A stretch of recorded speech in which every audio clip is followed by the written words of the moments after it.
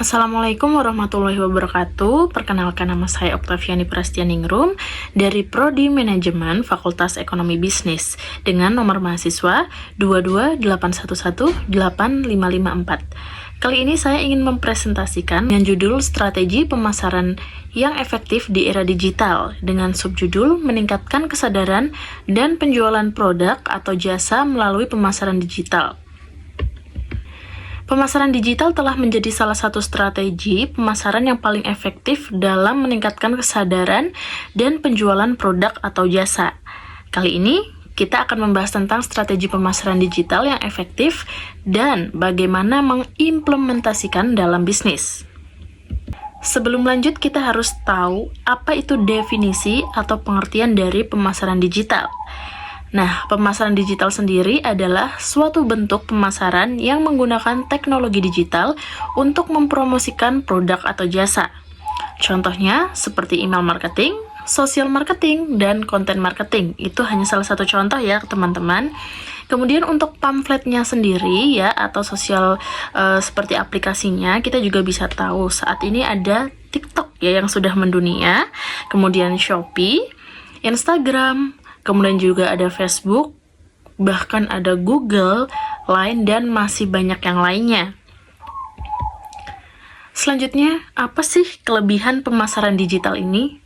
Nah, yang pertama adalah biaya lebih rendah. Kita juga tahu ya teman-teman, bahwasanya untuk pamflet-pamflet market sosial saat ini seperti TikTok, Shopee, dan masih banyak yang lainnya, itu bekerja sama dengan ekspedisi di Indonesia. Seperti contohnya ada JNT, JNE, dan Antar Aja, dan mungkin masih banyak yang lainnya ya.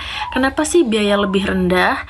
Nah, mereka itu sudah bekerja sama, jadi mereka membuat program atau mereka membuat seperti kerjasama seperti gratis ongkir, kemudian potongan ongkir. Nah, kenapa sih itu dilakukan? Karena itu untuk menarik para konsumen ya, untuk lebih bisa cenderung belanja di market digital ini.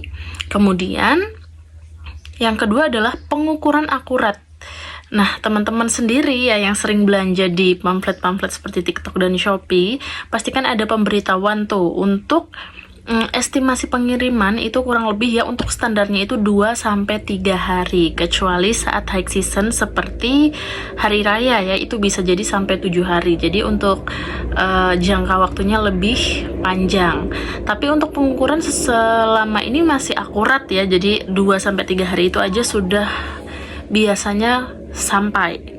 Kemudian yang ketiga, jangkauan lebih luas. Nah, kenapa sih dikatakan jangkauan lebih luas? Karena melalui pemasaran digital ini kita bisa memperkenalkan produk kita tidak hanya di orang sekitar saja ya. Jadi kalau melalui pemasaran digital ini, ketika konten kita ini sudah FYP ataupun viral ya, seluruh dunia itu bisa tahu apa sih produk yang kita jual, seperti itu ya. Dan kemudian pasti mereka akan melihat. Mungkin kalau untuk dari TikTok ya, sekarang dari negara lain itu belum bisa belanja, cuman ya ada WhatsApp dan lain-lain itu bisa, biasanya masih bisa dibelokkan atau bisa diakalin. Nah, selanjutnya untuk kelebihan pemasaran digital yaitu interaksi yang lebih baik. Nah, dari interaksi yang lebih baik ini seperti apa sih teman-teman? Nah, untuk interaksi yang lebih baik ini, salah satu contohnya ketika kita membuat konten dan beberapa mungkin viewers kita atau followers kita itu komen, itu akan membuat atau menimbulkan komunikasi dua arah, dan dari situ interaksi lebih baik itu akan muncul dan bisa berdampak untuk kedepannya. Mungkin mereka bisa jadi langganan kita, seperti itu ya. Selanjutnya yang tadi saya sebutkan untuk contoh-contoh seperti email marketing, media sosial marketing, dan konten marketing. Nah, dari email marketing dan mungkin WhatsApp ya atau Twitter itu kita bisa blasting ya. Bisa blasting melalui database. Nah, yang di blasting ini apa sih Kak, teman-teman? Nah, yang kita blasting itu mungkin dari produk baru yang kita jual ya, yang kita munculkan, ataupun promo-promo yang kita punya ya, seperti itu. Kemudian jika ada yang bertanya, nah kita dari mana sih tahu atau kita dapat database ini sendiri? Nah, kita harus kembali lagi ke interaksi yang lebih baik ya. Jadi kita bisa mengawali terlebih dahulu, mungkin mulai follow orang dulu. Ketika sudah follow, nanti kita bisa menawarkan terlebih dahulu, kemudian nanti kita bisa secara perlahan ya, nanti kita minta mungkin email untuk memberi, nanti kita bisa katakan dengan konsumen ini untuk pemberitahuan atau notifikasi apabila ada produk baru ataupun promo, seperti itu.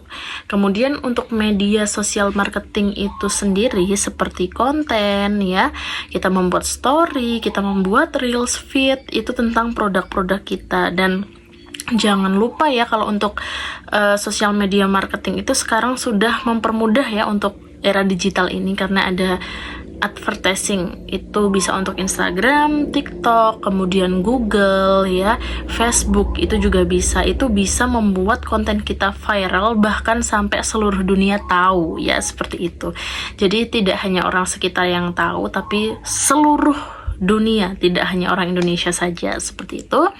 Kemudian selanjutnya ada konten marketing. Untuk konten marketing sendiri ya, di sini saya sudah tuliskan, ada tulisan influencer. Influencer itu apa sih? Nah, bahasa sehari-hari ya, mungkin kalau ada yang belum paham untuk influencer itu apa. Influencer itu lebih kayak selebgram ya, jadi orang-orang yang mungkin terkenal dengan pembawaannya ataupun konten-konten dia yang tentang produk ataupun barang-barang yang dia pakai untuk sehari-hari, sehingga itu membuat orang-orang tuh condong ke dia untuk mengikuti gaya hidupnya, seperti itu ya. Jadi orang yang digemari banyak orang, seperti itu. Nah, kenapa sih kita perlu untuk menggandeng influencer ini? Karena melalui influencer ini kita bisa meningkatkan engagement produk kita atau sosial media kita. Ketika orang di sana ya, di luaran sana lebih banyak yang tahu tentang produk kita, itu akan membuat market digital kita itu akan semakin pesat, ataupun orang banyak mengenal produk kita, kita juga bisa menjual lebih banyak ini ya, kuantitinya. Kemudian strategi pemasaran digital yang efektif itu seperti apa sih? Nah, ini ada 4 ya dari saya. Yang pertama itu menggunakan konten yang berkualitas. Jadi kita membuat konten itu tidak hanya sekedar konten ya, jangan cuman nge-shoot produknya, tapi kita harus perhatikan untuk sisi pengambilan gambar ya, kemudian juga untuk writingnya, kemudian untuk penjelasan produknya ya. Itu kita harus perhatikan, dan kira-kira ini menarik nggak sih buat viewers kita, buat konsumen kita, seperti itu. Kemudian yang kedua adalah menggunakan media sosial untuk meningkatkan kesadaran dan interaksi. Nah, seperti yang sebelumnya saya jelaskan, untuk sosial media ini benar-benar ampuh banget untuk menjual produk kita. Tapi ada satu syarat atau tantangan untuk kita membuat market digital ini. Nah, kalau di sosial media ini kita harus konsisten ya, apabila kita ingin untuk produk kita ini lebih terkenal di luaran sana. Karena untuk viralnya sebuah konten itu tidak cukup sekali atau 2 kali saja. Jadi kita harus konsisten untuk mengoptimalkan engagement akun kita ini untuk kita jualan produk ini ya. Kemudian yang ketiga ada mengoptimalkan website untuk meningkatkan konversi. Nah, untuk website ini sebisa mungkin ya, kalau yang nggak tahu website itu seperti link ya, link belanja, mungkin kita buat yang user friendly. Jadi jangan yang sulit-sulit, yang harus mengisi ini itu. Kita buat yang user friendly. Jadi semua orang itu mudah untuk mengakses marketplace kita. Selanjutnya yang keempat yaitu menggunakan email marketing untuk meningkatkan penjualan. Nah, seperti yang sudah saya jelaskan juga, untuk email marketing kita bisa blasting ya dari database yang sudah kita punya. Selanjutnya, implementasi apa sih di pemasaran digital ini yang mungkin bisa kita lakukan? Nah, itu pun ada langkah-langkahnya tersendiri. Yang pertama, menganalisis target pasar. Nah, kita juga harus tahu nih, kira-kira kita ingin menjual produk itu, target pasarannya kita itu seperti apa, umur berapa, kita harus tahu ya.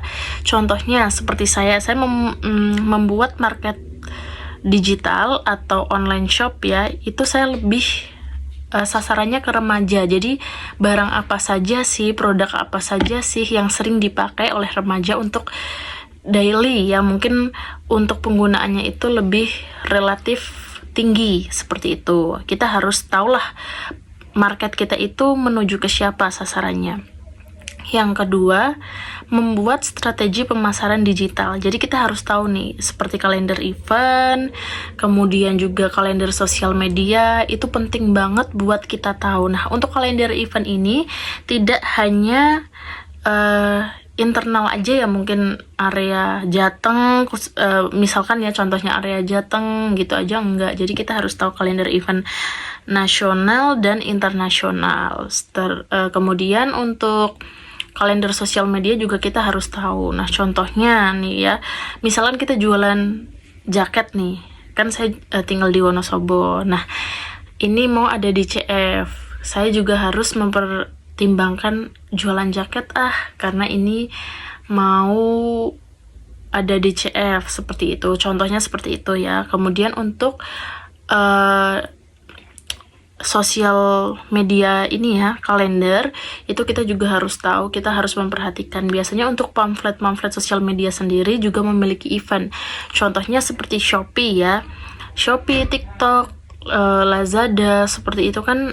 Tokopedia itu kan ada 12-12, 11-11, 55-11. Nah, itu termasuk event dari sosial media sendiri. Nah, kita juga harus menyusun strategi nih. Misalkan kita bundling promo, kita kasih potongan voucher 20%, itu juga kita harus menyusun itu. Kalau bisa 1 bulan sebelum ya, itu lebih efektif. Jadi nggak gerusah-gerusuh seperti itu. Kemudian menggunakan teknologi digital untuk mempromosikan produk atau jasa. Kembali lagi untuk teknologi digital lebih ke sosial media ya. Sekarang banyak ada Google Advertising, kemudian Instagram Advertising, TikTok Advertising, itu banyak ya, jadi bisa kita gunakan. Kemudian selanjutnya yaitu mengukur efektivitas pemasaran digital. Nah, bagaimana sih kita mengukur efektivitas pemasaran digital ini? Kita harus tahu ya teman-teman, kita harus bandingkan ketika kita membuat market secara offline ataupun online ya, secara digital. Kita harus bandingkan nih, revenue atau engagement mana yang kira-kira lebih tinggi.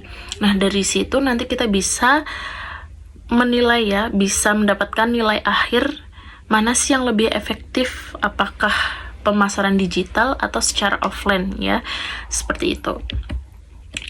Nah, kesimpulannya, pemasaran digital adalah suatu bentuk pemasaran yang efektif dalam meningkatkan kesadaran dan penjualan produk atau jasa.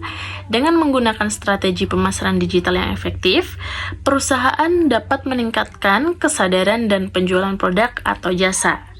Jadi, mari mulai mengimplementasikan pemasaran digital dalam bisnis Anda hari ini. Terima kasih banyak. Saya Oktaviani Prasetyaningrum, pamit undur diri.